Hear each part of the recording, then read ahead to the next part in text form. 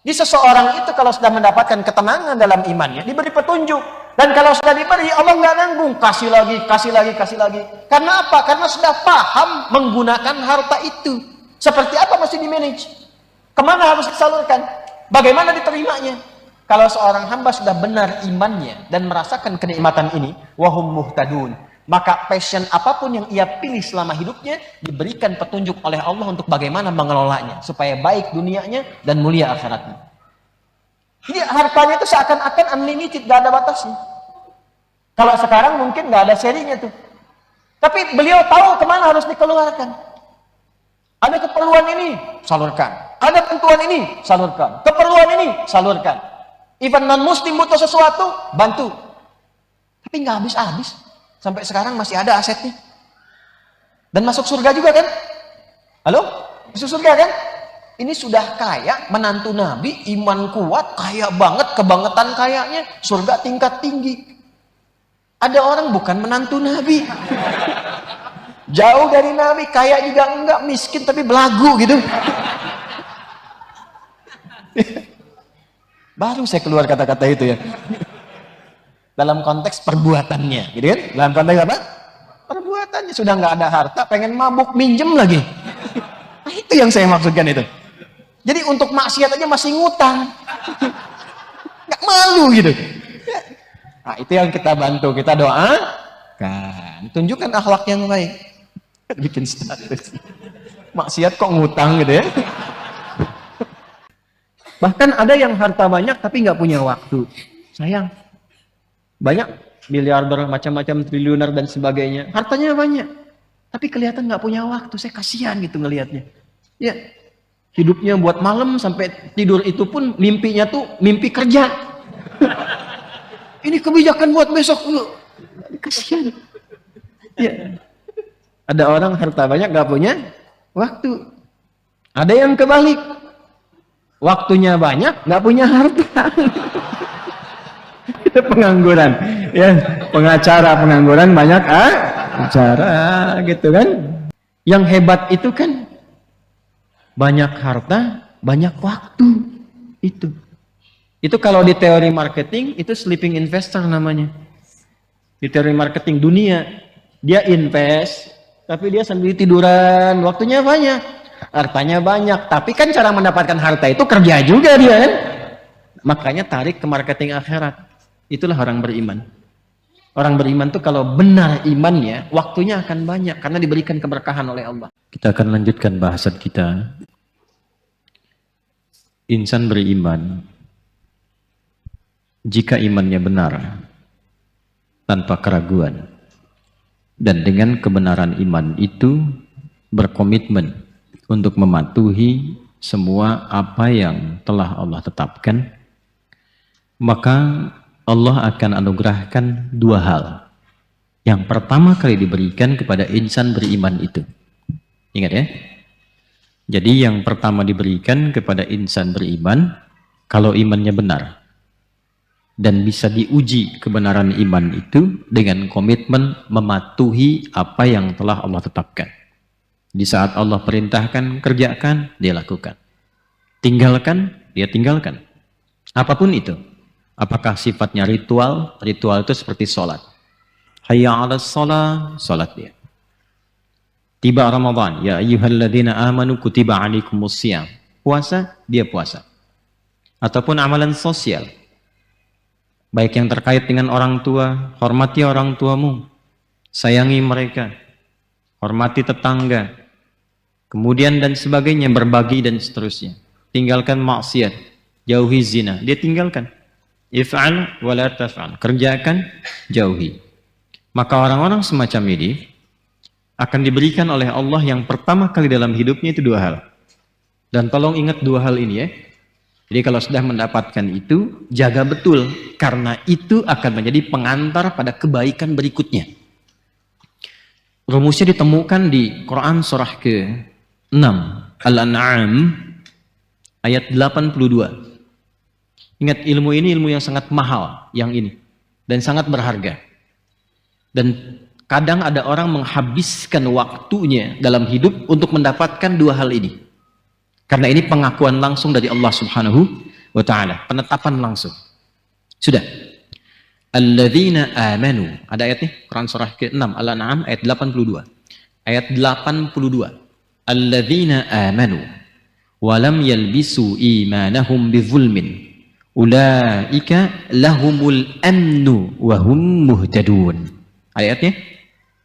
Nanti kalau ngaji berikutnya bawa minimal ada aplikasi Quran ya, install supaya cepat nyambungnya. Lagi-lagi pakai alladzina, perhatikan. Alladzina amanu. Dan orang-orang yang memutuskan untuk berkomitmen beriman itu. Di amanu jamak dari kata amana, memutuskan untuk mengambil itu. Kalau sudah melekat kepada diri dan dipraktekkan dalam bentuk perilaku, maka berubah menjadi kata benda, isim fa'il. Dari amana jadi mukmin. Ingat ya? Jamaknya mukminun. Perbedaannya begini. Jadi kalau masih berbentuk kata kerja, ini bentuk jamak dari kata amana. Pernah saya uraikan waktu di Kemang gitu ya. Amana ini kata kerja. Kata kerja itu kan menunjukkan pekerjaan ya. Di pekerjaan adalah aktivitas kita yang langsung mengambil iman itu dan diputuskan untuk memeluknya. Ambil iman, lekatkan pada diri kita. Pekerjaannya itu disebut dengan amanah. Kalau iman itu kemudian membimbing kita untuk berperilaku yang dibimbing oleh iman itu, nanti kita akan tunjukkan, ya, kita akan jelaskan. Ada orang-orang nanti yang ketika bersikap, dia mengikuti tuntunan imannya. Dibimbing oleh imannya. Dan itu nanti akan ada getarannya, berbeda dengan getaran biasa. Ya, paling gampangnya begini, kalau mau ngecek tentang getaran iman itu setiap waktu sholat. Itu rumusnya ditemukan di Quran surah 8 ayat kedua. Ya, Quran surah ke-8 ayat 2. Al-Anfal ayat kedua. Itu rumus untuk mengecek getaran iman. Innamal mu'minuna alladzina idza dzukirallahu wajilat qulubuhum wa idza tuliyat 'alaihim ayatuhu zadatuhum imana. Wa ala rabbihim yatawakkalun. Sungguh insan beriman, pemilik iman itu bisa diuji. Bagaimana cara mengetahui ada iman dalam diri? Salah satunya kata Al-Qur'an, perhatikan. Idza dzukirallahu, kalau disebutkan nama Allah, wajilat qulubuhum. Ada konfirmasi dalam hatinya, ada getaran. Kapan disebutkan nama Allah? Saat azan. Makanya dalam setiap pergantian waktu setiap hari, subuh ke siang ada zuhur, ada asar ke sore, ada maghrib, ada isya, disebutkan nama Allah kan? Diperdengarkan ke telinga ya. Telinga itu bahasa Arabnya udhun. Jamaknya adzan. Karena itu adzan kenapa disebut dengan panggilan? Karena suaranya sampai ke pendengaran, ke telinga. Ya, didengar. Kenapa adzan disebut dengan adzan? Karena diperdengarkan pada orang-orang yang masih punya pendengaran. Yang mau mendengar. Karena itu lafaz adzan menjadi lafaz satu-satunya. Boleh jadi dikatakan demikian, menjadi lafaz satu-satunya yang terus diperdengarkan setiap 24 jam dalam sehari. Di muka bumi bergantian. Makanya kalau antum lihat jadwal azan itu, ya, yang disebut jadwal sholat kan dibuka dengan azan kan, itu kan beda-beda ya setiap kota. Selang 1 menit azan, azan, azan, azan, dan di sini aja bisa bersautan. Ya, itu di Al-Azhar Allahu Akbar, Allahu Akbar, sampai Allahu Akbar, sini azan, Allahu Akbar, Allahu Akbar, sambut Baitur Rahim, sambut Al-Ikhlas, sambut Al-Hikmah. Itu 24 jam semuka bumi. Itu tanda langsung dari Allah. Kalau sudah diberikan tanda begitu, apa masih belum beriman juga? Ya kan? Di mana ada lafaz diperdengarkan tiap hari 24 jam semuka bumi, dan lafaznya sama. Nggak ada azan Bekasi beda misalnya dengan Sukabumi. Allahu Akbar, Allahu Akbar, Allahu Agung, Allahu Agung. Jakarta, Tuhan gua gede, Tuhan gua gede. Nggak ada kan? Semua sama kan? Siapa yang mengajarkan lafaz itu? Mau di Arab, di Afrika, di Amerika, di Asia, di Jepang, di Meksiko, di Brazil, di Chicago, di Chicago, di Singapura, di Singaparna. Semua sama lafaznya kan? Nggak ada perbedaan. Apa belum cukup untuk menjadi tanda kebenaran Islam? Ya. Di mana ada lafaz seperti itu? Dan menariknya ketika itu dikumandangkan, Allahu Akbar, Allahu Akbar, terasa nggak getaran dalam hati kita itu? Terasa nggak? Ada getaran terpanggil kan dengan sendirinya? Nah, itulah iman. Itulah iman. Nah, itu mesti dicek karena nanti Nabi mengisyaratkan yusbihu mu'mina wa yumsi kafira. Ada orang paginya getarannya kuat, sorenya ada yang bisa hilang itu. Ya, aku mencintaimu. Ya kan? Dengan cinta bukan hanya dibawa kabur anaknya, dibawa kabur imannya gitu. Hilang tuh. Ada yang dengan harta hilang iman, dengan kedudukan hilang iman. Itu nyata. Ada yang sore beriman, subuhnya bisa hilang. Ya, maka itu konfirmasikan dalam jiwa kita, setiap kali mendengarkan itu cek. Dan nanti getarannya itu akan terasa apakah lemah, sedang atau kuat. Sedang itu gini, sedang itu standar. Ya, standar itu kalau adzan dikumandangkan ingat itu standar. Allahu akbar, Allahu akbar. Ingat ya Allah sudah adzan itu iman standar. Ingat tuh, standar. Bukan kuat, iman standar. Kerja masuk jam 7, datang jam 7. Standar tidak? Standar. Anda datang jam 5, hebat namanya. Teladan, nyapu, buka pintu, ya, ngecek. Hebat namanya. Ya. Nah, ada orang dipanggil. Sekarang kan 4.15 lah ya, rata-rata subuhnya itu. Kurang lebih rata-rata. 4.15. Ya, 4.17. Berapa lagi? Terjadi perbedaan pendapat tentang waktu sholat subuh. 14. Ini menunjukkan bahwa Anda datang dari kota yang berbeda-beda. Nggak semua dari tempat yang sama kan? Ambil pertengahan. 4.15. Allahu akbar, Allahu akbar. Bangun. Ya Allah sudah adzan. Pas 4.15. Siap-siap wudhu. Maka imannya iman standar. Ada yang bangun jam 2? Ada. Ada. Bahkan ada orang yang baru isya sudah nunggu subuh. Ada yang gitu. Ada. Jangan main-main. Ada orang 40 tahun nggak pernah batal wudunya dari isya sampai ke subuh. Nggak pernah batal. Imam Abu Hanifah namanya. An-Nu'man. Mau antum begitu? Nggak batal wudunya. Dari isya sampai ke subuh. Ada orang yang jam 2 sudah bangun. Jam 3 sudah bangun. Setengah 4 sudah bangun. Padahal belum dipanggil. Tapi dia sudah ingat. Saking ingatnya bahkan mempersiapkan diri supaya panggilannya maksimal. Maka dia mulai dengan tahajud. Dia mulai dengan zikir. Dia mulai dengan wirid. Ini menunjukkan imannya kuat. Naik ke atas. Kuat. Ada yang modus. Nah ini yang banyak. Dipanggil 4.15, baru ingat 5.14.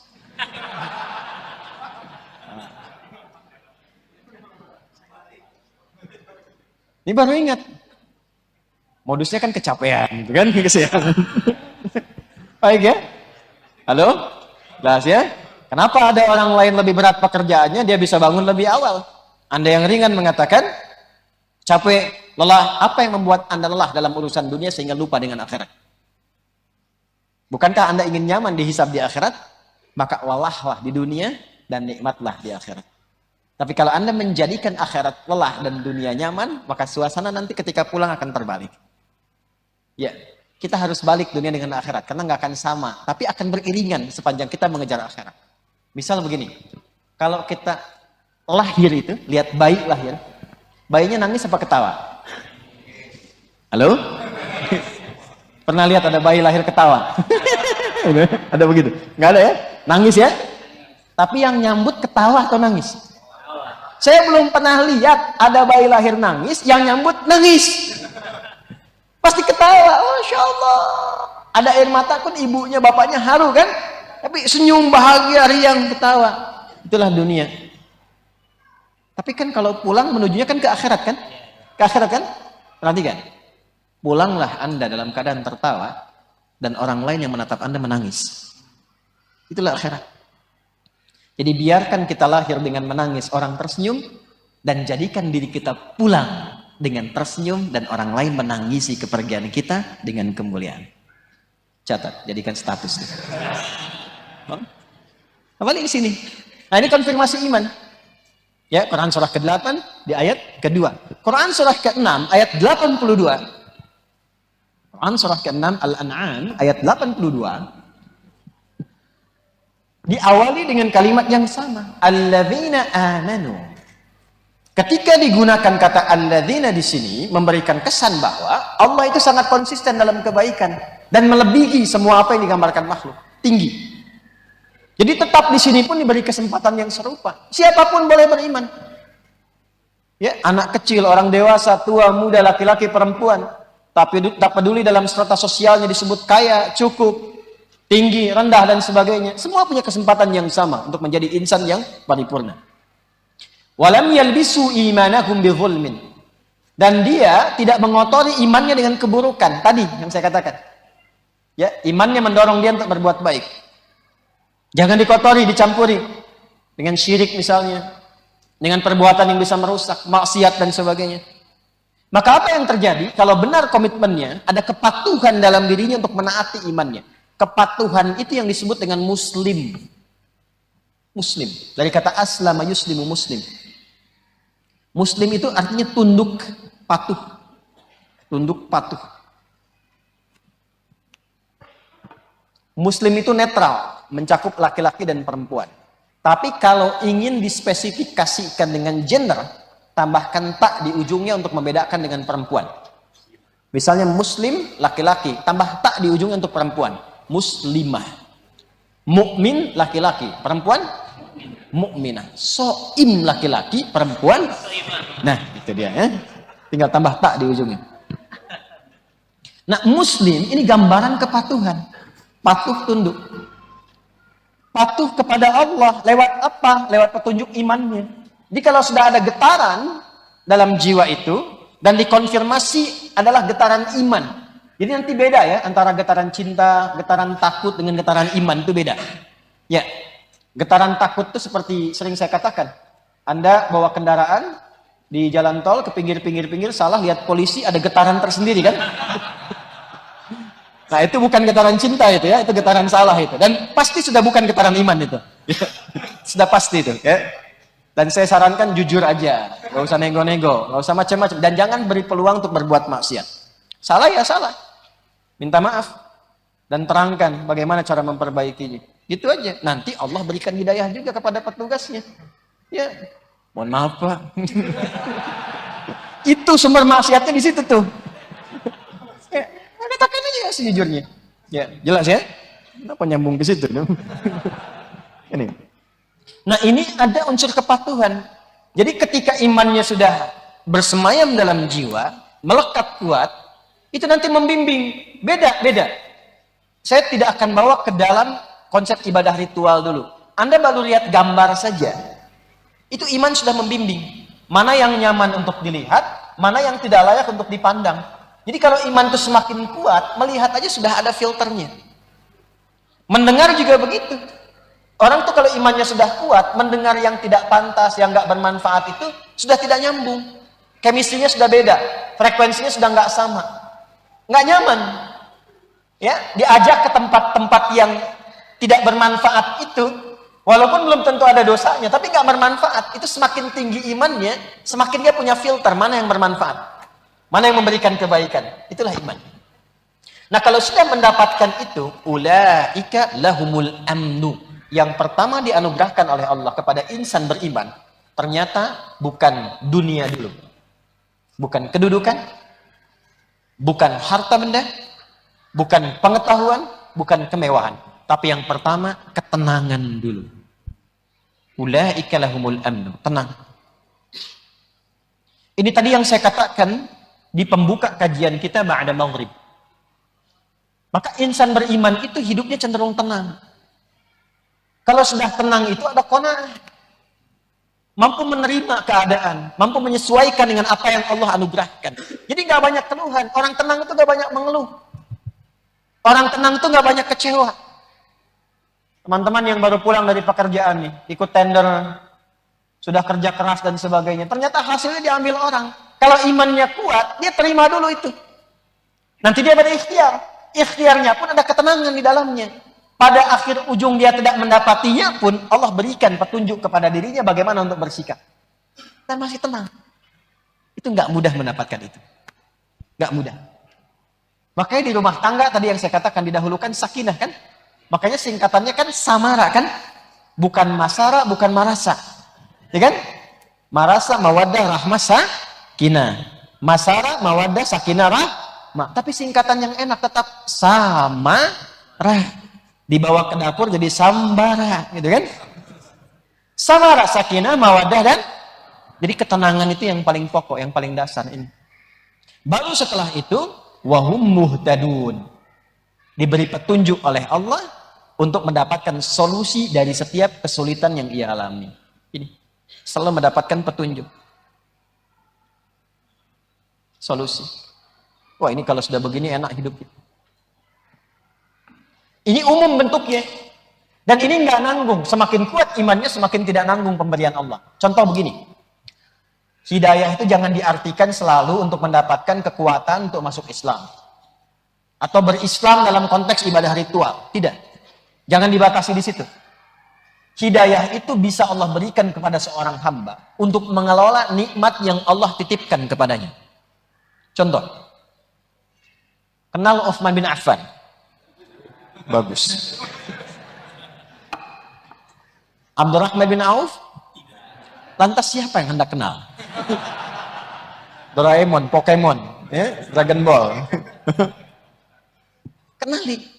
Tak kenal maka tak ta'aruf. Tak kenal maka tak sayang.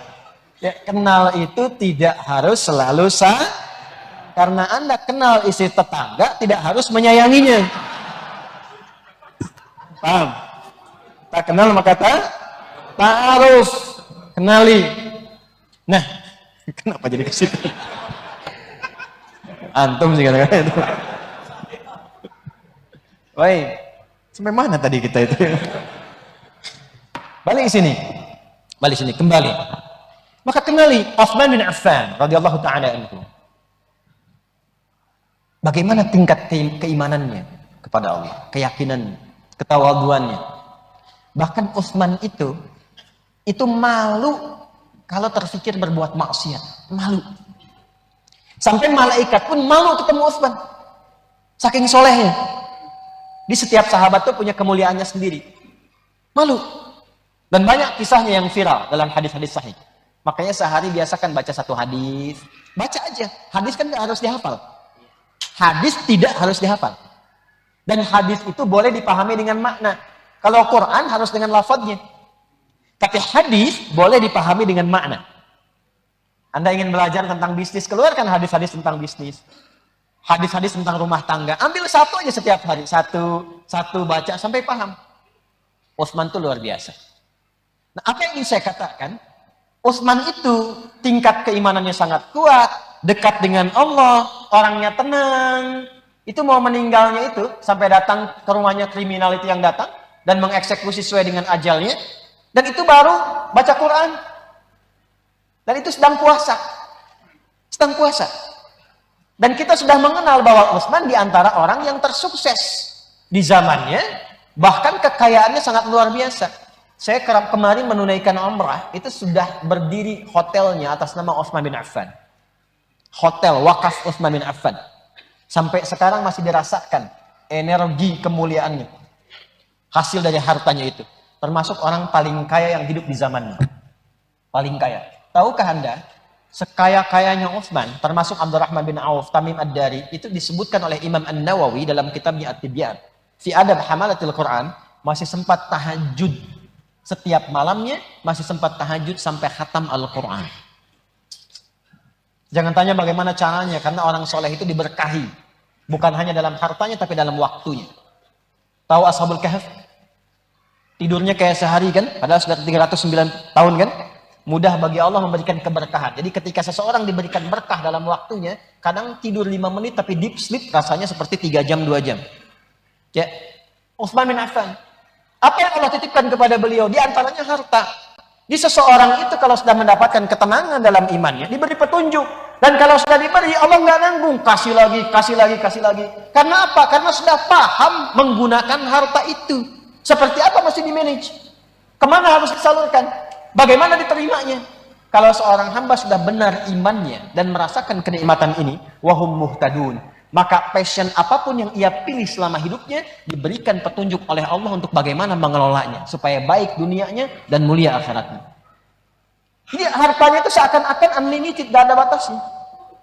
Kalau sekarang mungkin gak ada serinya tuh. Tapi beliau tahu kemana harus dikeluarkan. Ada keperluan ini, salurkan. Ada bantuan ini, salurkan. Keperluan ini, salurkan.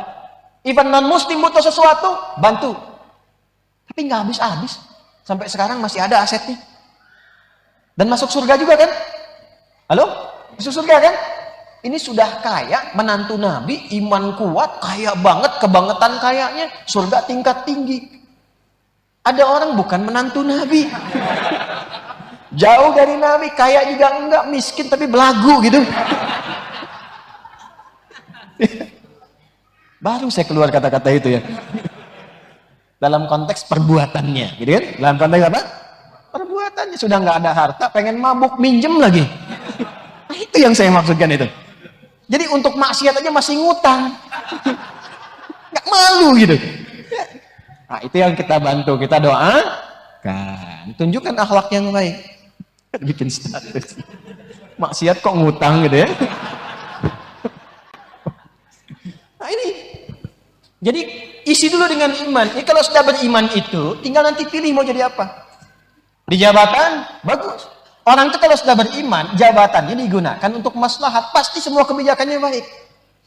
Pasti itu. Lihat misalnya, Amr bin As melakukan ekspedisi dari Afrika Utara, Mesir, Libya, Tunisia, Aljazair, Maroko, sampai ke Syam, ke Syria.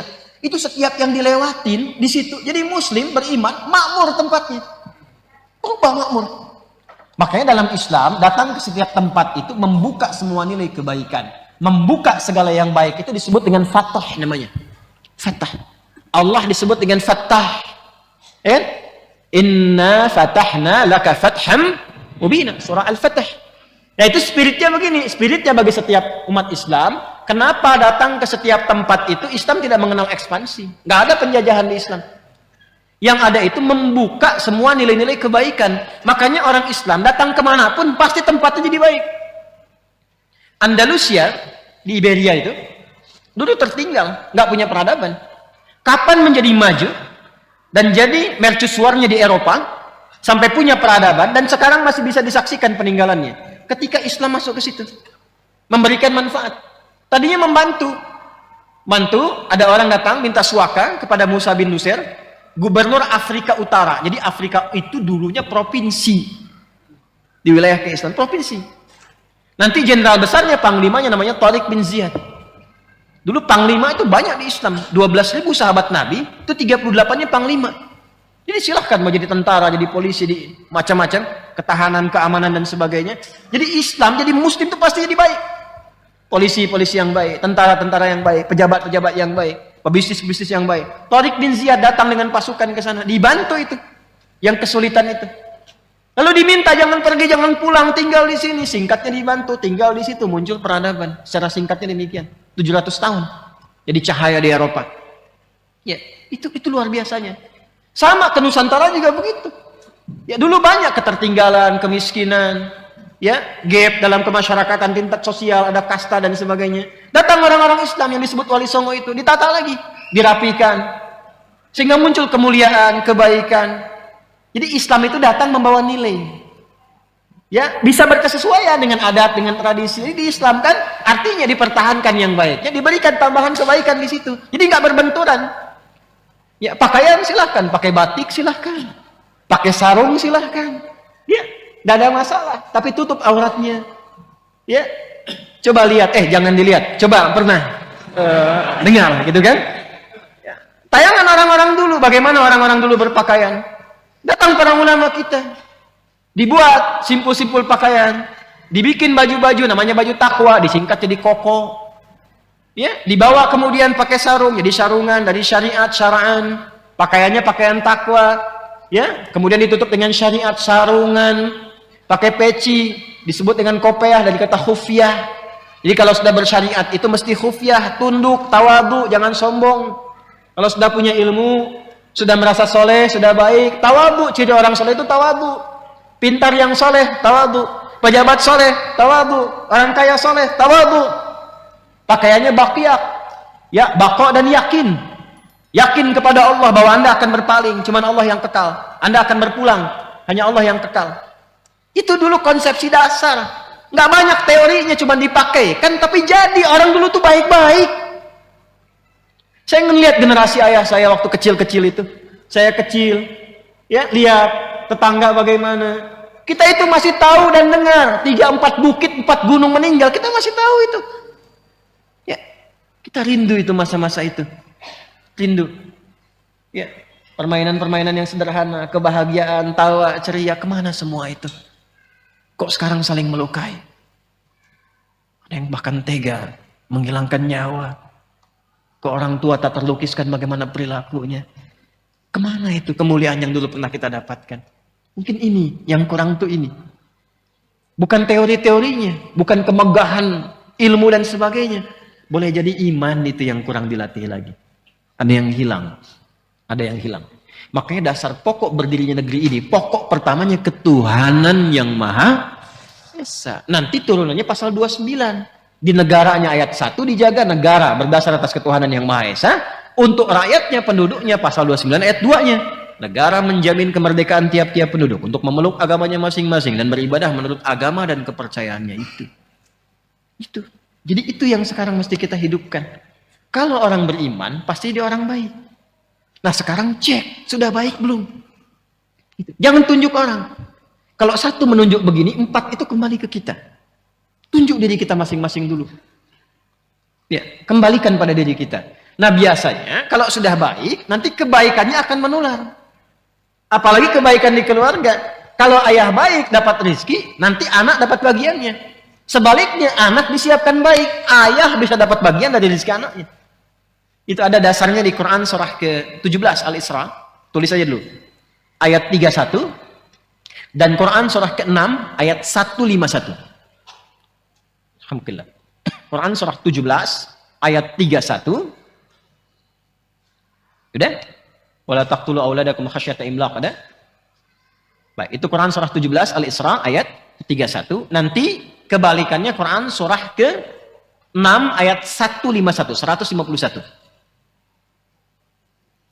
Sudah? Nah, catat aja dulu. Catat dulu ya. Nanti ada ayat dalam Al-Quran memberikan kesan begini, petunjuknya. Nahnu narzuqukum wa iyyahum dan nahnu narzuquhum wa iyyakum. Ada rizki yang Allah titipkan lewat orang tua, nanti nyambung ke anak. Ayah bekerja, anak dapat bagiannya. Nanti kalau ayah mendapatkan pekerjaan itu dengan cara yang baik, kebaikannya nular ke anak. Dan nggak sampai di anak, kadang sampai ke cucu, ke cicit. Pernah dengar Al-Imam Asy-Syafi'i, bintang ulama di zamannya, gurunya Imam Ahmad bin Hanbal, muridnya Imam Malik rahimahullahu ta'ala, Imam Asy-Syafi'i, ya, dikenal luas luar biasa. Kitabnya Masya Allah, sampai sekarang mazhabnya menyebar. Ketaatannya sangat luar biasa. Kan nama aslinya bukan Syafi'i, nama aslinya Muhammad bin Idris, bapaknya Idris. Asy-Syafi'i itu kakek ke atasnya. Kakeknya orang soleh, orang taat, alim. Hartanya didapatkan baik, rizkinya bagus. Berdoa minta kemuliaan pada Allah. Yang jadi siapa? Cucunya. Generasi kemudiannya. Jadi orang tua yang bekerja sekarang dengan cara yang baik, rizki yang baik, dan dia berdoa, ya Allah, jadikan di antara anak saya ada anak yang ahli Quran, ahli hadis, anak yang saleh. Wasilah doa itu yang mungkin mengantarkan, boleh jadi di anaknya, boleh jadi cucunya. Yang berdoa mungkin gak hafal Quran, tapi wasilah doa dan harta yang halal itu yang sampai pada anak, itu yang menjadikan anak sukses. Disekolahkan di tempat yang baik, lahir nanti cucu. Cucu ini yang ternyata pecinta Quran.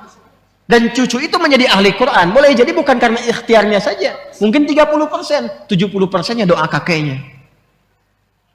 Jadi nggak ada yang sia-sia dalam amalan. Sebaliknya, keburukan yang dikerjakan oleh orang tua, sepanjang masih ada anak yang diasuh, itu hati-hati. Anak bisa mendapatkan bagian buruknya. Walaupun di akhirat hisabnya masing-masing, di dunia dampaknya sampai. Ya, makanya saya tuh sering katakan, tolong para ayah, para ibu, bertutur yang baik, berperilaku yang baik. Kalau ingin berbuat yang tidak baik, atau terfikir atau digoda oleh orang lain, diajak berbuat yang tidak baik, tolong ingat dulu anak-anaknya. Karena kalau orang tuanya terkena keburukan, anaknya itu yang kadang kena dampaknya. Bapaknya yang korupsi, anaknya yang dibully. Betapa banyak anak-anak sekarang malu, takut untuk sekolah. Karena ketika dia berangkat sudah disebutkan anak koruptor ya, anak koruptor ya. Kamu anak pembunuh ya, kamu anak perampok ya. Makanya berpikir dulu kalau ingin berbuat maksiat. Pikir dulu keluarga. Makanya ibu ingatkan bu kalau ayahnya itu berangkat. WA tuh, jangan cuma pasang status terus. Ingatkan. Pak, ingat ya anak-anak ya Pak ya. Insya Allah kami bisa tahan lapar. Tapi kami nggak bisa tahan panasnya neraka Pak. Ya memang hari ini panas banget Maya, apalagi di neraka. Bisikin. Bisikin. Anak-anak kita tuh di TK udah dilatih tuh. Untuk membisikkan ke orang tuanya. Ya, bisikin kebaikan-kebaikan. Insya Allah kalau terus diingatkan tuh terjaga. Terjaga. Ada dulu orang-orang soleh begitu. Jadi kalau setiap suaminya kerja, istrinya membisikkan. Seperti tadi. Terjaga dia. Dan potensi maksiat itu tinggi. Apapun itu bisa terjadi. Karena setannya kan terus menggoda. Jelas? Nah, ulaika lahumul amnu wa hum muhtadun. Kalau kita benar, maka ketenangan diberikan kepada jiwa, dibimbing setelah itu. Kalau sudah benar mendapatkan ini, perhatikan, catat kalimat ini baik-baik ya. Apapun yang Anda mintakan dalam kehidupan, sepanjang Anda sudah beriman benar, itu dikabulkan oleh Allah. Sepanjang ada maslahat di dalamnya. Minta apa saja, minta kedudukan dikasih. Dan tidak nanggung, kadang-kadang tinggi betul. Ya, kenapa? Karena Anda punya maslahat di situ. Sudah pandai mengatur. Termasuk harta. Tapi kalau belum sampai ke tingkat itu, disesuaikan nanti. La yukallifullahu nafsan illa. Jangan sampai jadi beban. Bukan gak diberi, tapi disesuaikan. Ya Allah, saya itu udah tahajud. Saya juga udah baca Quran dan menghafal. Tapi kenapa saya minta mobil belum dikasih juga? Motor dulu. Motor aja belum bisa kamu kelola dengan baik. Nanti kalau sudah jadi mobil, datang mobil, sifat bisa berubah. Udah nggak bisa buka pintu mobil. Halo? Ya, waktu naik angkot kan sodakoh. Begitu sudah punya mobil agak bagusan dikit, nggak bisa buka pintu kan sebelum dibukain. Ya? Ini baru punya motor udah keliling-keliling komplek kan? Ya, Assalamualaikum, ayo Pak ke masjid. Padahal cuma pengen ngasih tahu nih motor saya. Gitu. Ya, hati-hati. Belum dilantik udah nyebar kartu nama. Kan? Taunya beda. Salah tulis itu ya. Salah lantik. Ini kalau sudah ada iman tuh semua kelihatannya biasa. Harta biasa. Nggak ada bedanya. Antara terlihat banyak dengan sedikit. Nggak ada. Yang ada dalam hati itu bagaimana mengelola titipan ini supaya tidak berat ketika berpulang. Selalu begitu. Dan itu enak. Nggak ada beban pada akhirnya. Nggak ada beban demi Allah saya katakan. Nggak ada beban. Anda tuh melihat 1 juta dengan 1 miliar. Sama aja. Kertas. Sama aja kan? Antum tuh tahu. Sama aja. Nggak ada bedanya. Ya, dan pada akhirnya sudah usang juga. Jadi problemnya cuma begini, itu 1 juta dengan 1 miliar, sama-sama habis juga kan? Sama-sama hilang ya. Saya tuh kadang suka begini, saya suka heran tuh. Kadang-kadang mau senyum sendiri, takut dikira orang aneh.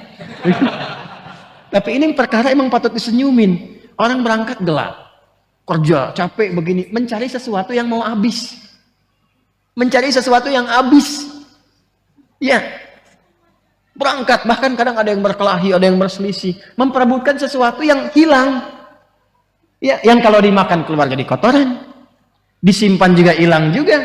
Terus hidupnya begitu aja, berangkat gelap, pulang gelap, kerja lagi, berangkat pagi, kerja, siang kerja, malam kerja lagi. Ya?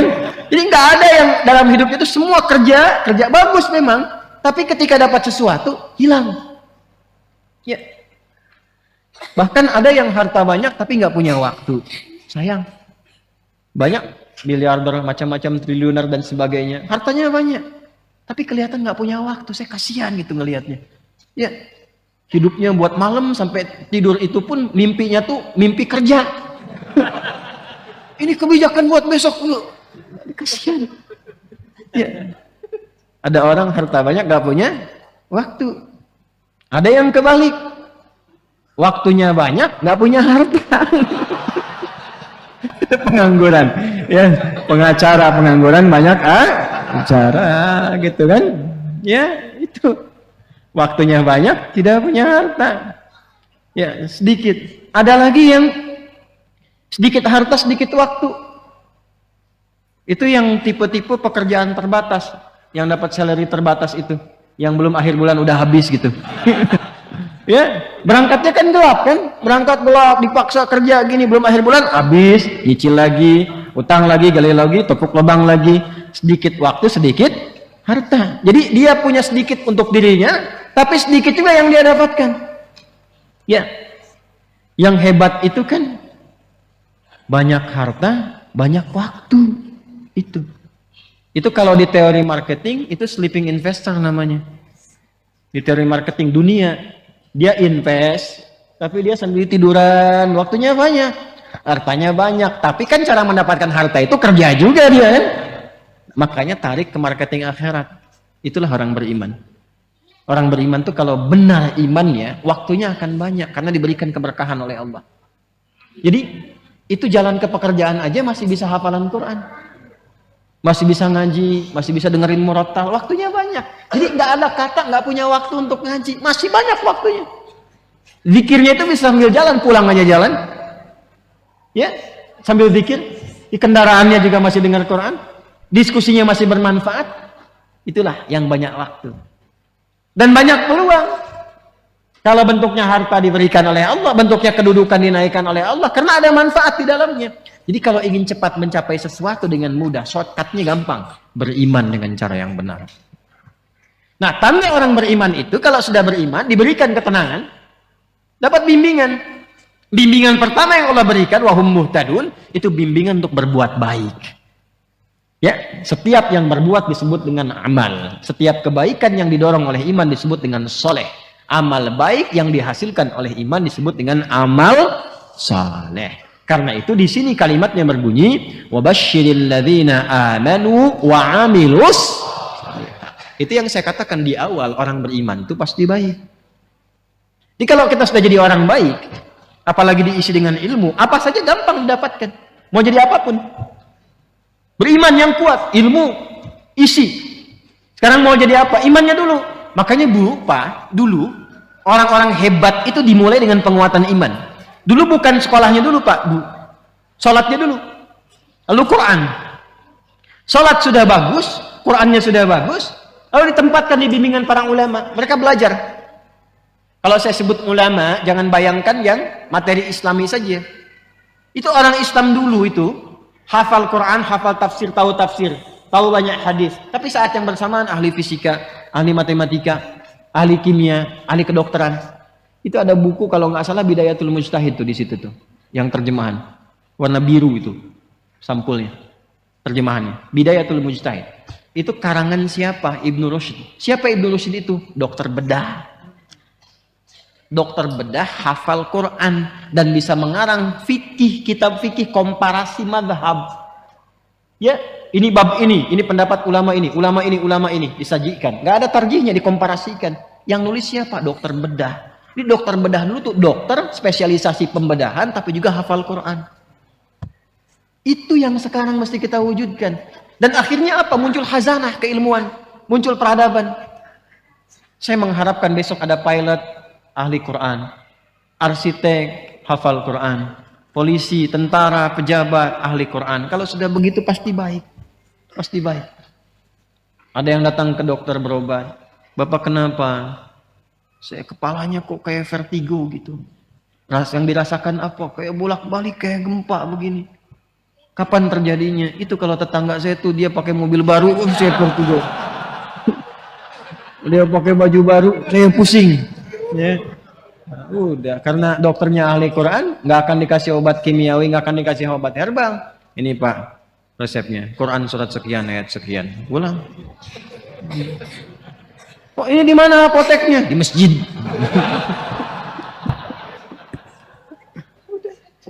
Ini begitu, lebih cepat gitu. Kan sekarang matanya pada sehat, tapi mata hatinya sakit. Dia bisa bedakan tuh sendal bagus, sendal jelek. Tapi pulang dia pakai sendal orang. Jangan terjadi di sini. Ya? Karena kita ngaji. Paham?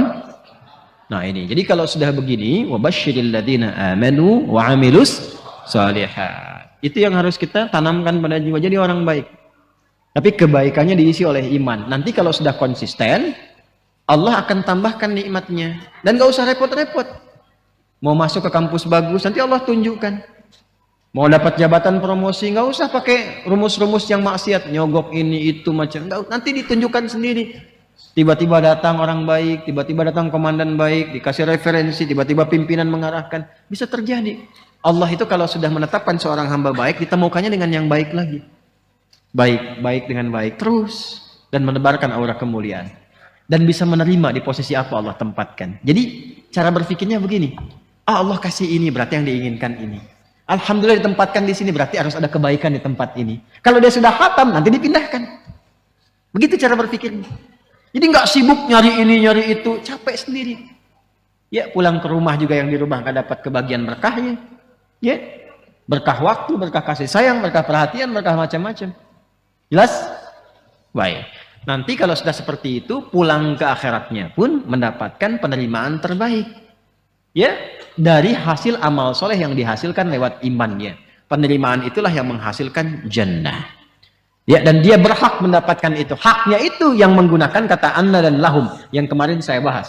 Wabasyiril ladzina amanu wa amilus salihati anna lahum jannatin tajri min tahtihal anhar.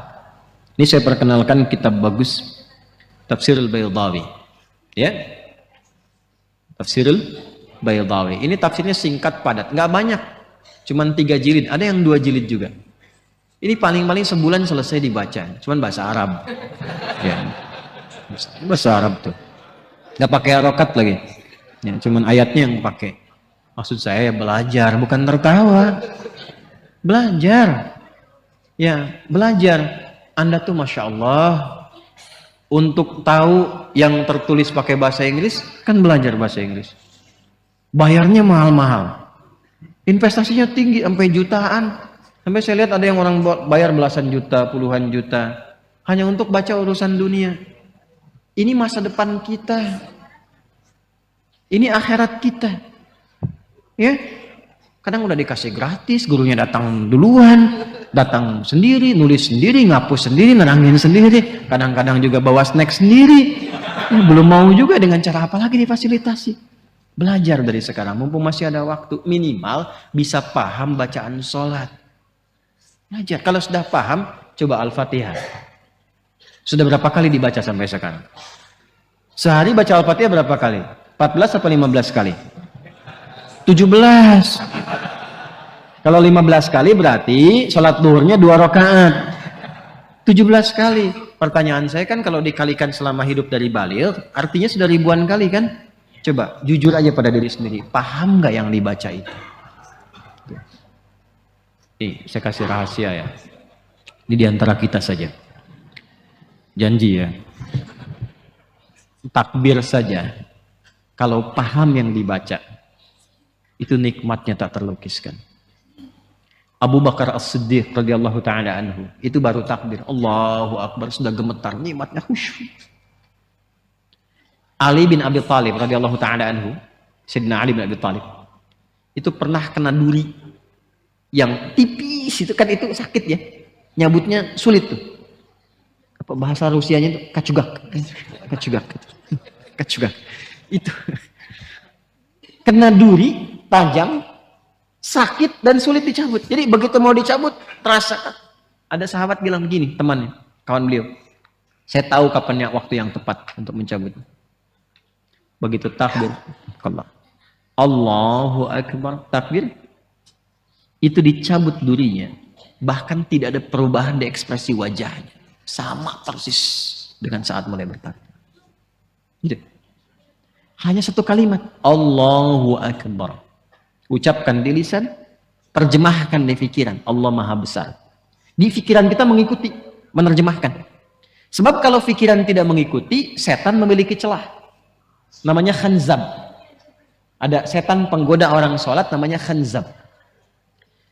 Saya tidak berani menjanjikan, tapi satu saat kalau kita nanti ada waktu, kita ngaji khusus fikih setan. Sepakat? Halo, jangan lihat saya begitu ya. Nanti ada 9 jenis setan yang harus kita waspadai. Dari mulai setan wudhu, setan rumah, setan kantor, terus setan pasar. Ada Bu, setan pasar. Sekarang sudah mulai keren, jadi ke mall. Gitu. Itu yang bikin ibu kalau ke mall itu pulang ke rumah masih ingat tas yang ibu lihat itu. Nah itu artinya pengaruh setan melekat sampai ke rumah. Gitu. Ibu belanja tuh, padahal beli makanan aja, tapi pulang ke rumah mau tidur, Pak tadi ada yang bagus deh Pak, tas di sana itu gitu. Nah itu ikut tuh. Udah lama tas kan masih banyak tuh, yang penting fungsinya bisa jadi ibadah. Oh iya ya Pak, ya Allah itu kan dihisab. Tapi yang tadi juga bagus kok Pak itu. Itu ke bawah. Itu setan pasar. Ya. Nah ini setan orang menggoda orang salat. Kata Nabi langsung dalam hadisnya, ketika kita mulai bertakbir, idza kabbara aw bima ma'na kama qala Rasulullah sallallahu alaihi wasallam, fayaqulu syaitan, maka setan mulai beraksi. Ya. Dia berkata, uzkur kada, ingat ini, ingat itu. Ini kalimat ini sering saya sampaikan. Tadi kan sebelum Isya ya, waktu sebelum takbir kan kita fokus saja kan. Istau, khusyuk, sudah tahu. Khusyuk, fokus. Nggak ada ingat apa-apa. Tapi begitu takbir, Allahu Akbar, langsung muncul semua di kepala tuh. Ini hujan berhenti apa enggak? Ini pulang bagaimana? Ya kan? Dan sebagainya. Muncul, betul kan begitu kan? Muncul kan? Betul. Nah, berarti hadisnya benar. Dan Nabi nggak mungkin salah karena ada petunjuk wahyu. Hatta la yash'ura lil musalli kam raka'atan yusalli. Sampai ada orang sholat itu tidak menyadari berapa rakaat sebetulnya dia sedang menunaikan sholat. Pasti terjadi. Nanti subuh kejadian nih besok nih. Jadi begitu Anda takbir dari mulai tahajud, kalau yang tahajud nih, nanti kata-kata saya ini akan muncul lagi tuh. Allahu Akbar, ingat nih, setan akan menggoda ini. Itu setan. Itu setan. Walaupun dia datang untuk mengingatkan, tapi tetap dia setan. Dia setan. Cara mengatasinya bagaimana? Nah, jadi mengetahui, memahami bacaan sholat itu menjadi penting untuk menepis itu. Jadi begitu bertakbir Allahu Akbar, pikiran menerjemahkan Allah Maha Besar, hati meresapi langsung. Ya Allah, aku berikrar Engkau yang Maha Besar. Tapi sebelum sholat bahkan aku membawa kebesaran dalam kehidupan. Sombong kepada kawan, merasa yang paling hebat dengan pasangan, yang tinggi dibandingkan dengan kawan, merasa yang paling agung, tinggi kedudukan dan sebagainya. Dibawa, bagaimana kalau Engkau wafatkan aku sekarang dan aku merasa dalam kebesaran itu, tobat ya Allah. Aku mohon ampun. Ini yang membuat Abu Bakar As-Siddiq radhiyallahu taala anhu, sahabat terbaik, imannya tinggi, dekat dengan Nabi, hidupnya membersamai Nabi, hijrah jadi pendamping Nabi, di kuburan menjadi teman Nabi, di akhirat membersamai Rasulullah. Itu takbir Allahu Akbar sampai menangis mengingat itu.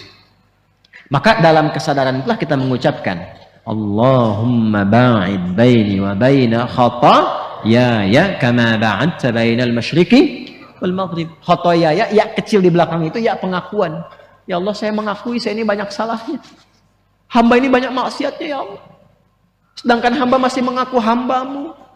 Hamba berharap surgamu, hamba berharap pertemuan dengan Rasulullah, tapi hamba mengakui hamba banyak dosa. Maka Anda katakan kalau memang dalam sholat ini hamba pun masih membawa banyak dosa ya Allah, dengan ampunanmu yang tanpa batas, mohon ampuni dosa hamba dan jauhkan dari hamba sejauh-jauhnya seperti Engkau jauhkan timur dan barat yang tidak pernah bertemu. Hamba malu bertemu denganmu ya Allah dalam keburukan. Itu maksudnya. Maka kita katakan juga di doa yang lain ada 12 jenis doa iftitah. Ini atau wajjahtu wajhiya lilladzi fataras samawati wal arda hanifan musliman wa ma ana minal musyrikin. Inna salati wa nusuki wa mahyaya wa mamati lillahi rabbil la syarika lahu bidzalika umirtu wa ana minal. Makanya doa itu seringkali disandingkan dengan pembuka juga iftitah. Allahu Akbar kabira walhamdulillahi subhanallahi bukratan wasila. Baru masuk ke wajah tuhnya. Itu untuk menguatkan kepada jiwa. Ya Allah, aku merendah, aku pasrah. Hamba yang banyak salah. Aku hadapkan dirimu sepenuhnya, pasrah, sepasrah-pasrahnya pada penguasa langit dan bumi. Saya sholat, saya beribadah, bahkan hamba hidup, bahkan Engkau wafatkan hamba sekarang dalam sholat. Hamba pasrah ya Allah. Yang penting Engkau akui hamba sebagai seorang muslim. Hamba berjanji, kalaupun setelah sholat ini diberikan kesempatan hidup, maka hamba akan menjadi muslim yang patuh dan baik setelah ini. Wa ana minal muslimin. Buktinya apa? Setelah sholat dibawa nggak kalimat itu? Nggak terbawa karena belum memahami. Mau sampai kapan seperti itu? Sedangkan kita sudah ribuan kali menunaikan sholat. Kenapa dari sekian ribu itu tidak ada yang kita usahakan untuk menikmati sholat itu? Sudah nikmat belum? Tapi kan yang penting benar rukunnya Ustadz, betul. Dan itu mengangkat kewajiban, menghilangkan dosa. Ada pahala kalau rukun terpenuhi. Tapi problemnya, ada nggak dampaknya kepada jiwa yang terasakan dalam menjalani kehidupan dunia? Sebab dulu orang sholat itu bukan hanya menggugurkan hukum, berubah menjadi orang baik. Paham? Nah, lalu kalau kita sudah benar, sudah baik, kita akhiri bagian akhirnya, annalahum jannatin tajri min tahtihal, dia akan mendapatkan anugerah dari Allah berupa jannah sesuai dengan amal solehnya. Ayat ini berbicara tentang jannah akhirat. Tapi ingat, setiap perbuatan akhirat akan memberikan percikan dunia. Demi Allah saya katakan, Anda kalau mencari akhirat, dunia pasti ikut. Dan gak ada ruginya. Jadi kalau bekerja, niatkan ibadah. Dunia akan ikut. Akan ikut. Seperti bayangan. Kalau Anda kejar, dunia itu seperti bayangan. Kalau dikejar, sulit didapatkan. Ya. Tapi kalau kita berbalik, bayangan ikut. Itu kata Ibnul Qayyim Al-Jauziyah rahimahullah ta'ala. Berbalik, bayangan ikut. Maka berbaliklah dari bayangan itu. Supaya dia mengejar. Jangan kejar dunia, capek. Niatkan untuk akhirat, maka dunia akan ikut. Apapun profesinya. Niatkan ibadah. Ya, ibadah itu, sholat itu nggak akan menghilangkan pangkat. Ingat itu. Baca Quran itu tidak akan menurunkan kedudukan. Menambah. Harta nanti ditambah, ilmu ditambah. Dan itu akan ada kenikmatan. Saya tidak seperti Anda. Yang mungkin punya kedudukan dunia. Mungkin punya harta dunia. Tapi alhamdulillah. Apa yang Allah janjikan sepanjang kita mengikutinya, bisa kita rasakan. Alhamdulillah. Kemudahan dibuka. Kenyamanan ditanamkan. Tanpa harus megang gitu. Kemana dibuka. Anak-anak juga begitu. Kalau Anda berikan anak-anak, ya, hak mereka untuk mendapatkan kedekatan dengan Allah, berikan. Nanti akan dirasakan kenikmatannya. Gak usah tinggi-tinggi dulu. Anak ajarin menghafal Quran. Jangan banyak-banyak dulu ayatnya. Al-Ikhlas, Ad-Duha. Nanti Anda pulang kerja, lihat anak usia 3, 4, 5 tahun atau si kakak 7 tahun sedang mengulang Ad-Duha. Itu penat, capek, pening, hilang semua. Tiba-tiba Anda peluk, Anda gendong. Terus mengalir air mata itu. Itu kenikmatan tertinggi yang gak bisa diraih dengan apapun. Siapkan dari sekarang. Siapkan. Demi Allah nggak ada yang paling indah kecuali mendapati anak kita yang kecil itu latihan sholat, ya, terus baca-baca Quran. Itu hal terindah yang mungkin bisa kita rasakan. Walaupun dia sudah dewasa, dulunya mungkin nggak pernah ngaji, sekarang dia mau ngaji.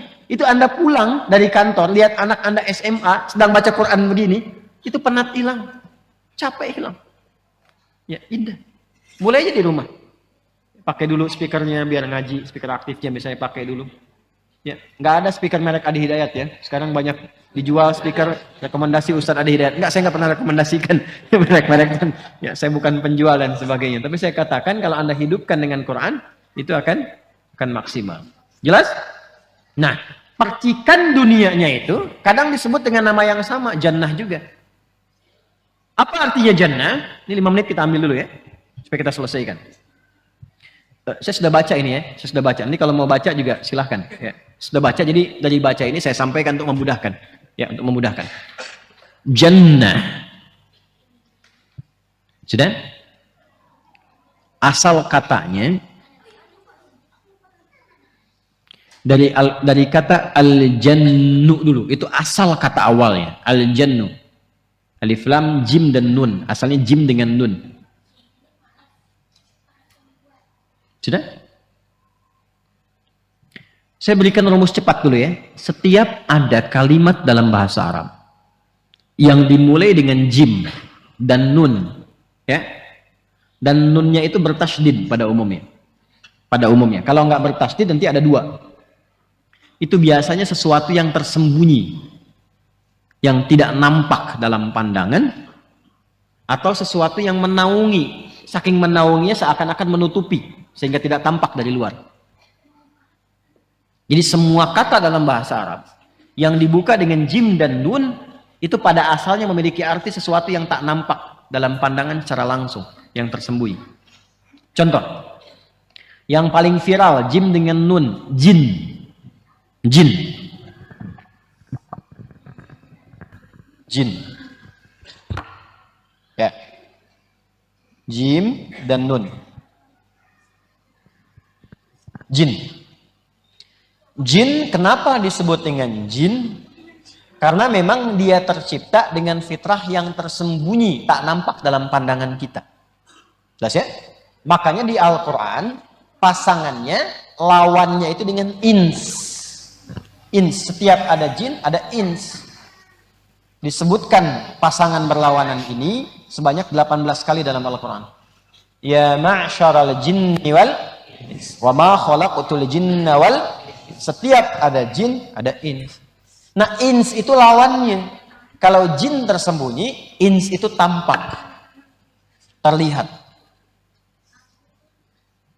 Termasuk kalau ini dijamakkan, Jin jamaknya jinnatun, ins jamaknya nas, minal jinnati wan. Jin tersembunyi, ins tampak, terlihat. Kenapa manusia disebut dengan ins? Karena wujudnya terlihat.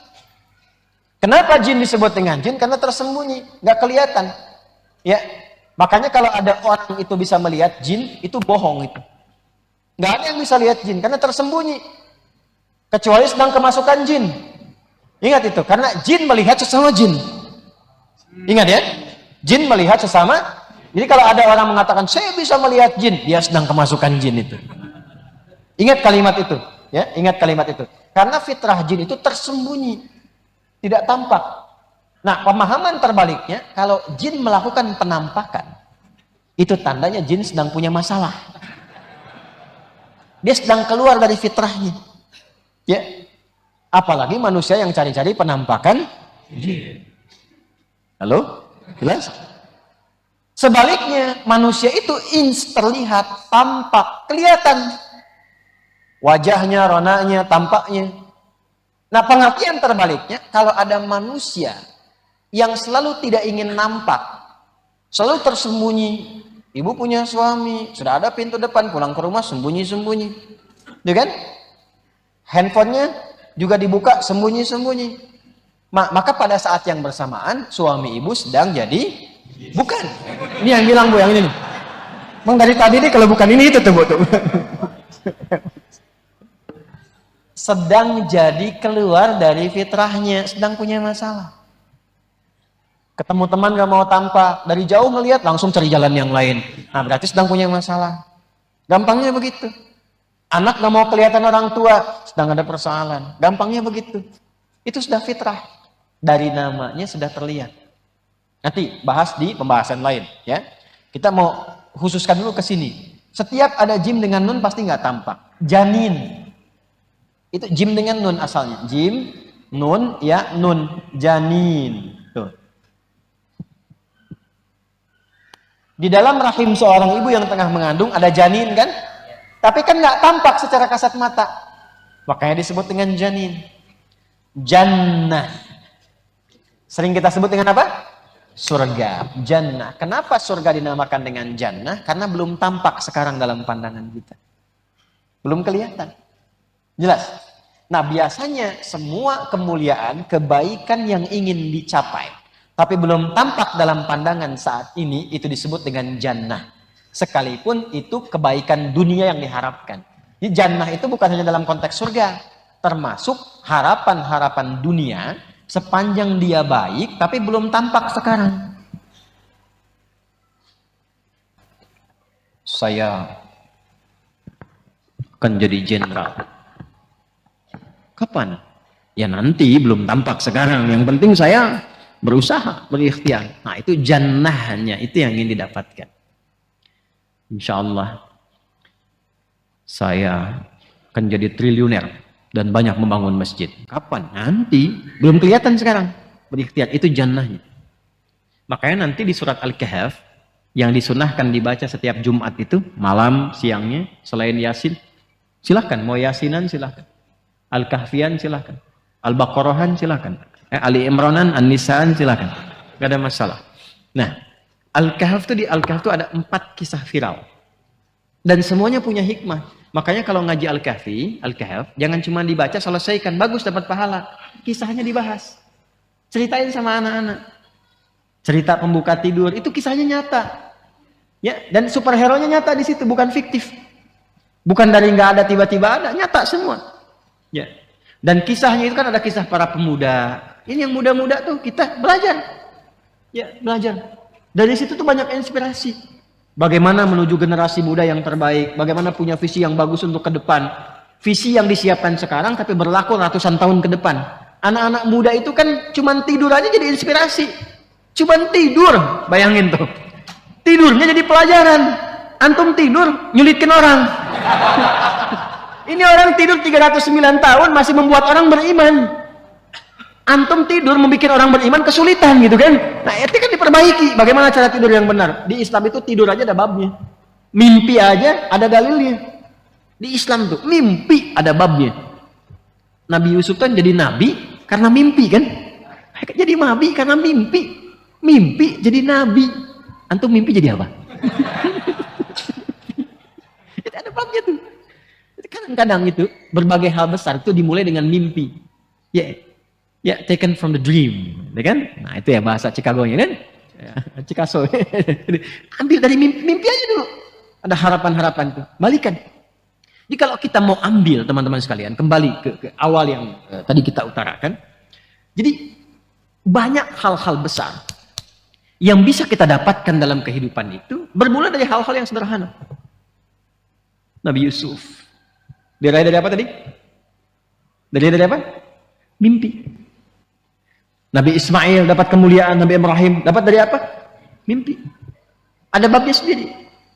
Nah, kalau kita mau kembalikan harapan-harapan untuk kita dapatkan itu supaya menjadi besar itu disebut dengan jannah. Kisah viral keduanya, bukankah tentang kisah dua orang sahabat yang senang berdiskusi? Ya, kan pemilik kebun kan? Ayat 32, coba buka ayat 32-nya. Wadrib lahum mathal rajulaini ja'alna li ahadihima jannataini. Itu ayat 32 itu. Ya, makanya buka Qur'annya, ngaji. Ya, Muhammad sallallahu alaihi wasallam viralkan kisah ini tentang dua sahabat, dua orang yang berteman. Dan itu muslim dengan non muslim. Jadi pertemanan dunia itu bisa melebihi batas-batas akidah. Jangan dibatasi sama orang Islam saja. Mungkin Anda di kantor punya teman non muslim, nggak apa-apa berteman. Muliakan seperti bimbingan Islam. Ya, dapat misalnya gajian, tambahan harta, traktir teman. Nggak apa-apa bawa. Wah, tumben kamu bukan tumben. Islam memerintahkan saya untuk berbagi. Kedepankan Islamnya. Ya. Jangan batasi dengan yang muslim saja. Muslim diajak. Yang satu temannya, kayaknya enak makan-makan nih. Iya emang enak, cuman sayang ente kafir. Nggak boleh. Dosa malah hukumnya, nggak boleh. Ya, apapun itu, di kantor punya jabatan, punya kedudukan, perlakukan dengan baik. Ya, dan sampaikan nilai-nilai itu.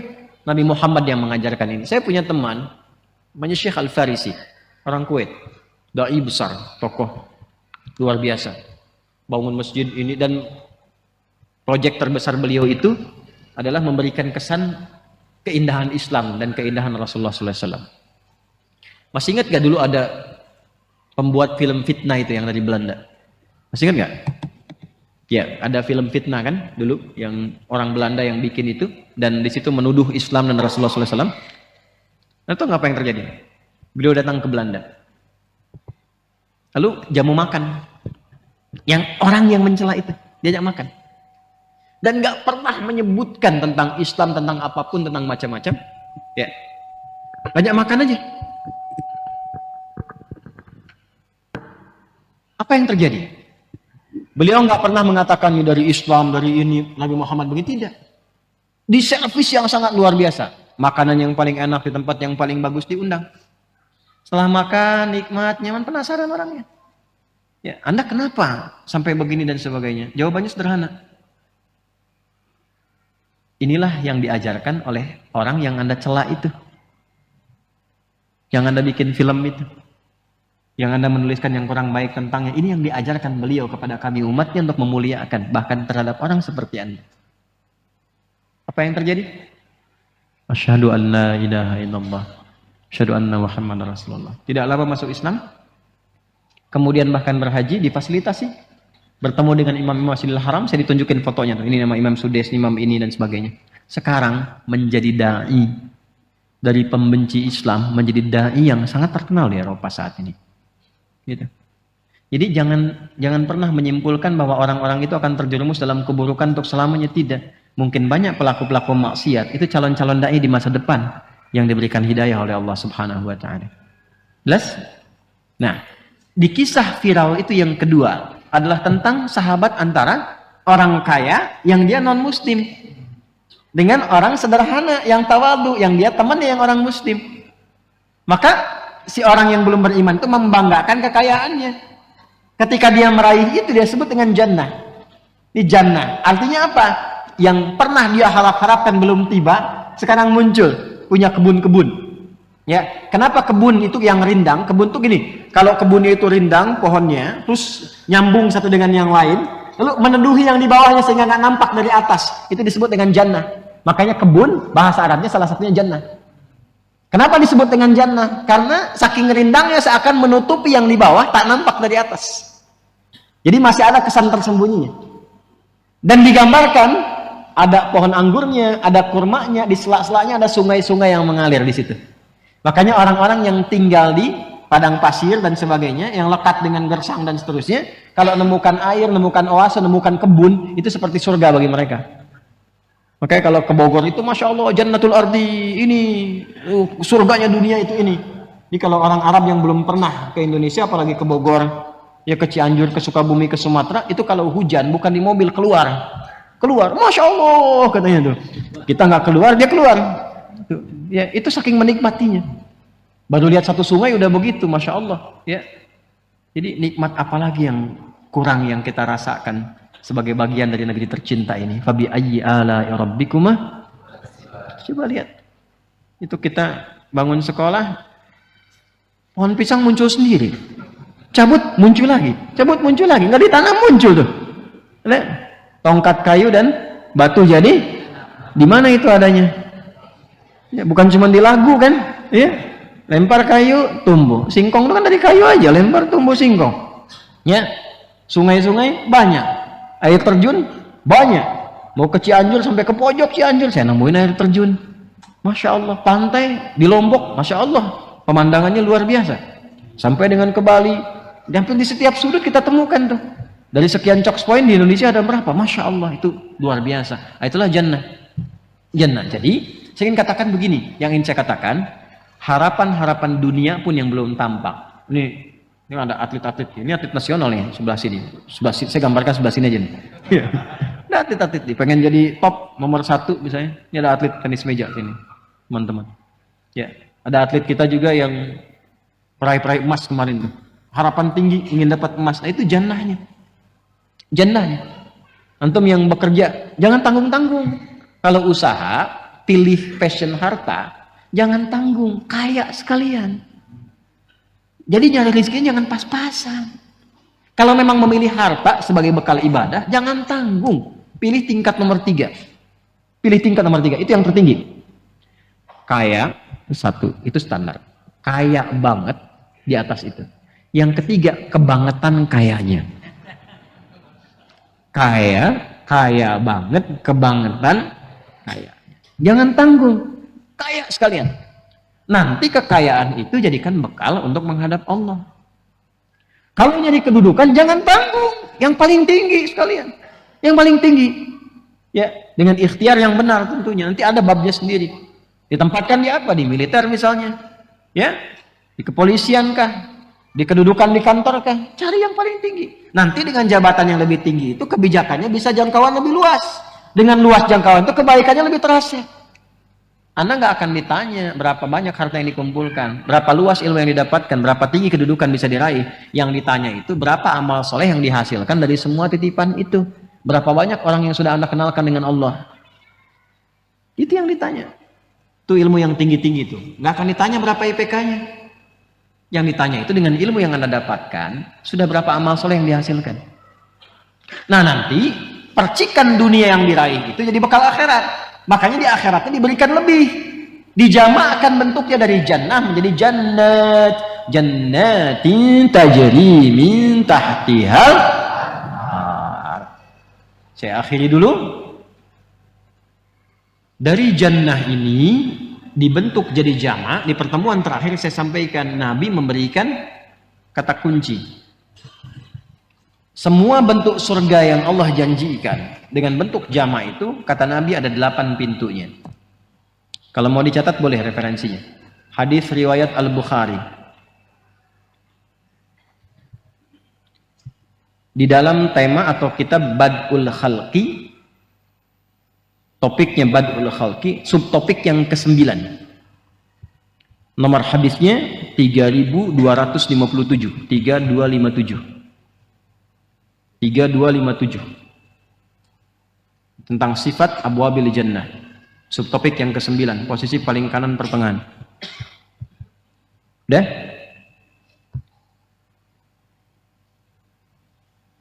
Baik. Qala Rasulullah sallallahu alaihi wasallam fil jannati 8 abwabin. Di surga itu ada 8 pintunya. Sudah? Ada 8 pintu. Ada berapa pintu? Ini untuk menguatkan saya bawa kitabnya Sahih Al-Bukhari. Ini Sahih Al-Bukhari. Tadi saya katakan berapa? 3, 2, 5, 7. Bismillah.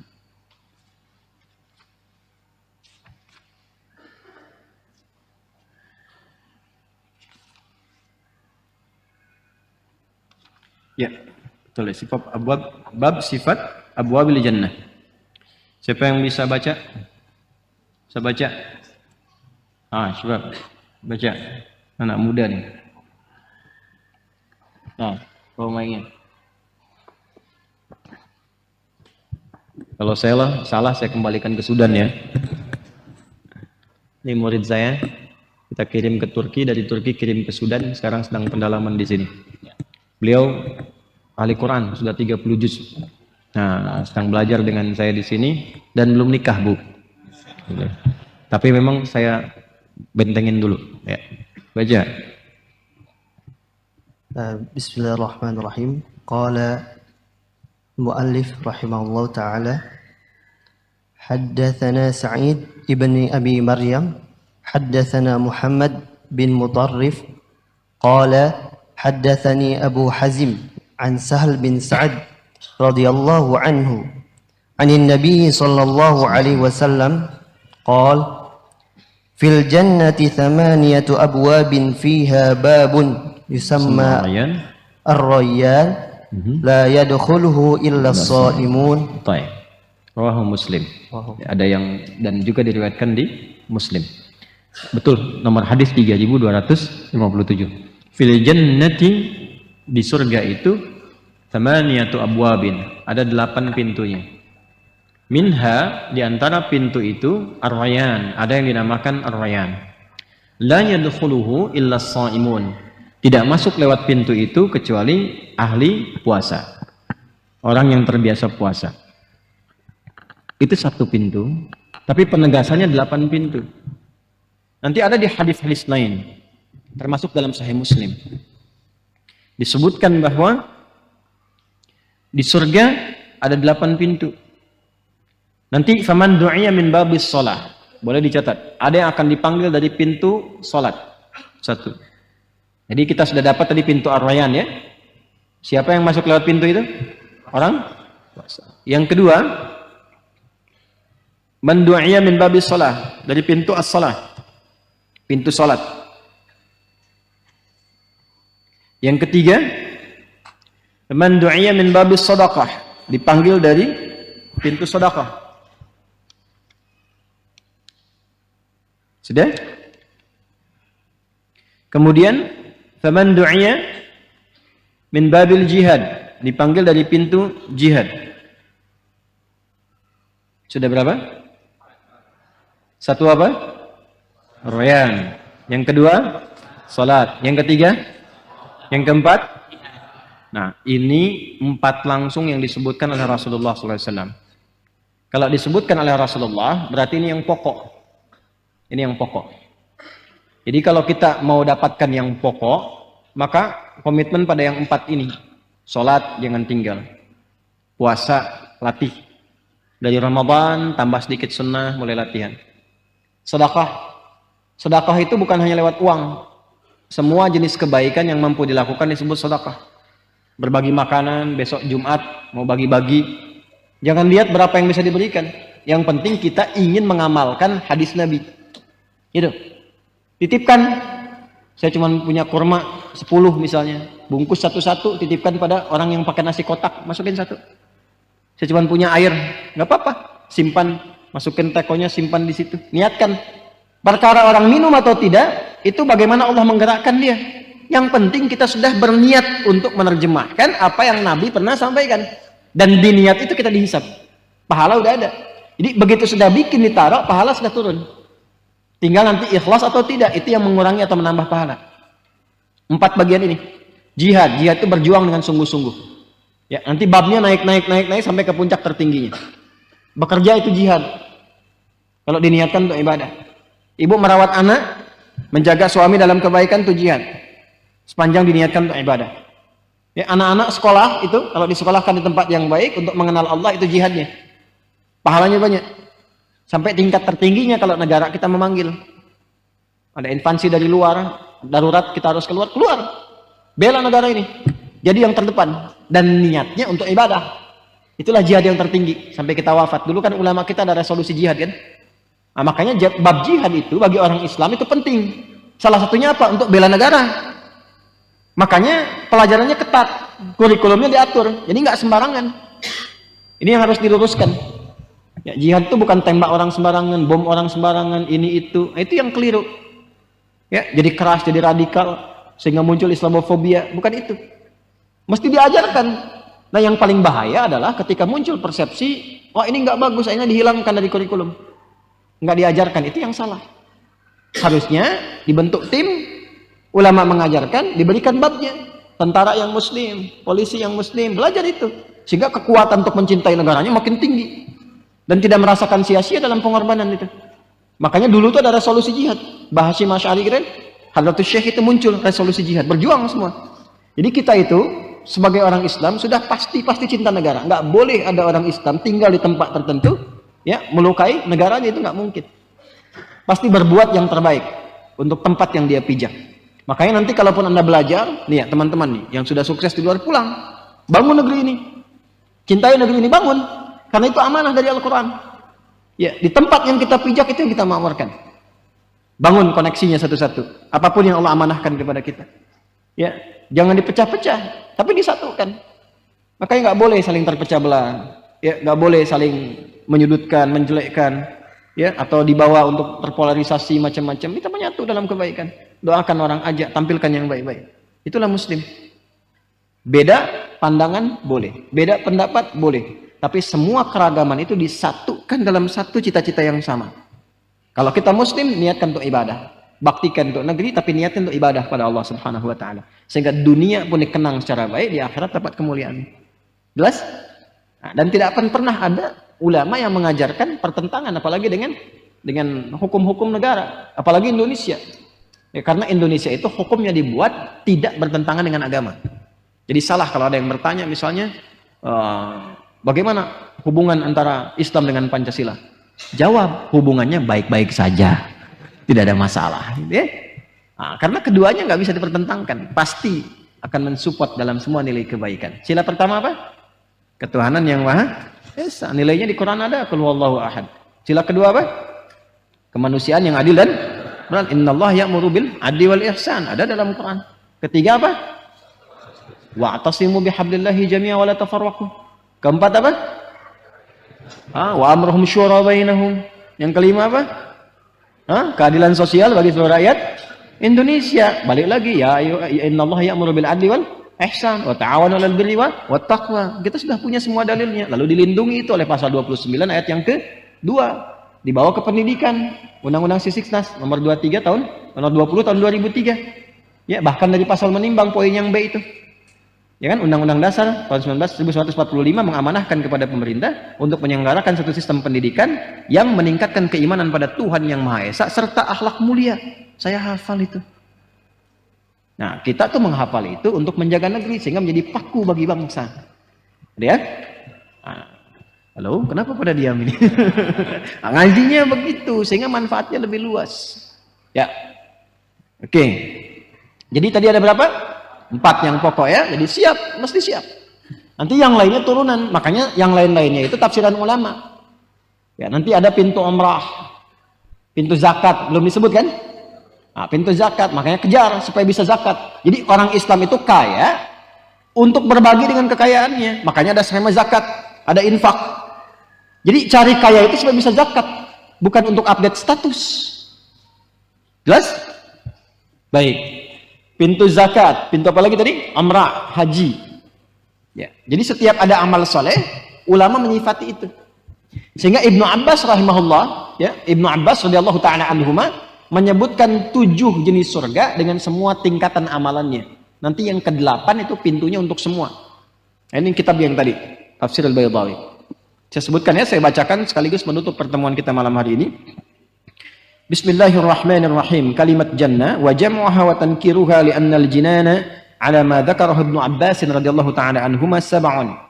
Bahwa jinan bentuk jama' itu ya ataupun jannah, bentuk jama' dari kata jannatun itu ada 7 tingkatannya kata Ibnu Abbas radhiyallahu taala anhuma. 1, jannatul firdaus. Surga firdaus boleh ditulis. Yang kedua, jannatu aden. Surga aden. Yang ketiga, jannatun na'im. Namanya surga an-na'im. Yang keempat, darul khuldi. Darul khuldi. Yang kelima, jannatul ma'wa. Jannatul ma'wa. Yang keenam, darus salam. Darus salam. Yang ketujuh, illiyun. Illiyun. Illiyun. Wa fi kulli wahidatin minha maratibu wa darajatun mutafawitah ala hasbi tafawutil a'mal wal i'mal. Dan setiap di surga yang disebutkan tadi ada tingkatan-tingkatan lagi sesuai dengan amalnya masing-masing. Jadi tadi yang disebutkan pintu salat, pintu zakat, pintu puasa, itu pintunya itu ada di setiap surga yang tadi. Jadi di Firdaus itu ada amalannya. Masuk surga Firdaus itu nanti ada urutannya. Karena rajin sholat, sholatnya khusyuk, meninggalkan lagho yang tidak bermanfaat, rajin zakat, pintunya ada. Nah, setiap Firdaus itu punya tingkatan lagi. Jadi ada Firdaus yang tingkat bawah, tingkat menengah, sampai tingkat yang paling tinggi. Itu pintu-pintunya lewat apa? Amal soleh itu. Nah, tugas kita sekarang, gampangnya begini. Ini karena penutupnya, gampangnya, sekarang pilih dulu. Mau masuk surga yang mana dari 7 ini? Yang mau Firdaus, angkat tangan. Good. Surga Aden angkat tangan. Illiyun. Darussalam. Kalau bisa angkat tangannya semua. Kan yang ke-8 itu kan pintu ke-8 yang ke semuanya. Jadi ada seorang hamba yang diperkenankan oleh Allah memasuki semua surga itu, bahkan diperebutkan oleh semua pintu surga. Dipanggil namanya dari semua pintu itu. Sampai Abu Bakar radhiyallahu taala anhu berkata, "Ya Rasulullah, adakah yang mendapati panggilan dari semua pintu itu?" "Na'am," kata Nabi. "Ya, dan aku berharap engkau bagian dari itu." Nah, setidaknya ya, paling minimal masuk surga lah gitu kan. Paling minimal. Paling minimal masuk surga. Nah, caranya bagaimana? Gampangnya begini, keluarkan kurikulumnya. Ambil yang tertinggi dulu sehingga nyangkutnya jelas masih di surga juga. Kalau Anda pengen IPK 4, nanti effortnya kan makin kuat. Kalaupun nggak nyampe 4, ya jelas nyangkutnya 3,9, 3,5, 3. Tapi kalau cita-cita 2,75, ya nyangkutnya 2,6, 2,5 gitu kan. Ini paling minimal Firdaus dulu tuh. Nanti keluarkan apa amalan untuk mendapatkan surga Firdaus itu. Ya. Cepatnya begini, Quran surah ke-23. Ayat 1 sampai 9. Itu aja dulu. Quran surah ke-23 ayat 1 sampai 9. Dah, itu PR-nya. PR. Sudah? Baca, keluarkan amalannya. Baca dan keluarkan amalannya. Dari mulai qad aflahal mu'minun alladzina hum fi salatihim khashi'un sampai ke kalimat ulaika humul warithun alladzina yarithunal firdausa hum fiha khalidun. Jadi itu amalan untuk menjadi penghuni surga Firdaus yang sedang berpetualang di bumi. Jadi ada orang yang kata Allah ini akan masuk surga Firdaus, tapi dia masih berpetualang di bumi. Apa amalannya? Itu yang kita keluarkan. Dari mulai sholat, zakat, mengerjakan segala yang bermanfaat, jauhi hubungan-hubungan terlarang, jaga kehormatan diri, pertahankan sampai wafat. Nanti kita turunkan babnya. Nah, kalau sekiranya masuk, bahkan ke surga yang paling biasa, bukan hanya Firdaus, apa kenikmatan yang dijanjikan oleh Allah? Yang saking nikmatnya, lupa dengan penderitaan terbesar yang pernah dirasakan selama berkehidupan. Itu yang kita bahas di pertemuan berikutnya insya Allah. Ya, itu yang akan kita bahas di pertemuan berikutnya. Nah, 8 tingkatan ini bahkan di surat Ar-Rahman sudah diisyaratkan. Di Ar-Rahman kalau kita baca fabi ayyi ala'i rabbikuma disebutkan berapa kali? 31 kali. Tapi ketika menyebutkan surga yang fabi ayyi ala'i rabbikuma tukadziban disebutkannya 8 kali. Jadi kalau Anda baca dari ayat 47 ya, dari 46-nya waliman khafa maqama rabbih jannatan fabi ayyi ala'i rabbikuma. Kalau Anda baca dari 47 sampai 61 dihitung 8. Fabi ayyi ala'i rabbikuma tukadziban. Nanti yang selanjutnya wa min dunihima jannatan. Selain ada yang di situ ada surga yang lain. Nah, ketika mendapatkan surga yang lain sampai fabi ayyi ala'i rabbikuma tukadziban yang terakhir jumlahnya 8 juga. Itu untuk memberikan kesan bahwa tafsir Nabi 8 pintu surga menunjuk kepada 8 pokok amalan yang bisa kita lakukan saat berkehidupan di dunia. Jadi apapun, itu aja yang kita turunkan. Ya, Anda mau jadi apapun, pengusaha, sholat jangan tinggal. Bisa berzakat, bisa berhaji, bisa umrah. Turunkan semuanya. Ada orang sakit, jenguk. Ada orang meninggal, kita sholatin semampu kita. Nanti lihat apa yang terjadi ketika kembali kepada Allah Subhanahu wa Ta'ala. Jelas? Alhamdulillah, kita telah sampai pada akhir video kajian yang sangat bermanfaat ini. Dalam ceramah yang disampaikan oleh Ustadz Adi Hidayat, kita diajak untuk lebih mendalami makna keimanan yang sejati, yang tidak hanya sekedar pengakuan, tetapi juga tercermin dalam tindakan kita sehari-hari. Iman yang kokoh akan membawa kita pada ketenangan hidup yang sejati, bukan hanya di dunia ini, tetapi juga di akhirat kelak. Ustadz Adi Hidayat mengajarkan kita pentingnya komitmen untuk mematuhi perintah Allah Subhanahu wa Ta'ala dan mengikuti petunjuk Rasulullah Shallallahu Alaihi Wasallam. Sebuah komitmen yang terlihat dalam keseharian kita melalui amal ibadah seperti sholat, puasa, serta akhlak yang baik kepada orang tua, tetangga, dan sesama umat manusia. Ini adalah bentuk nyata dari iman yang menggerakkan hati kita untuk berbuat baik, menjauhi kemaksiatan, dan selalu mengingat Allah dalam setiap langkah kita. Salah satu hal yang sangat mengena dari ceramah ini adalah tentang bagaimana iman itu dapat mempengaruhi sikap kita terhadap dunia ini. Seperti yang dijelaskan oleh Ustadz, orang yang beriman akan menerima ketentuan hidup dengan lapang dada, penuh rasa syukur,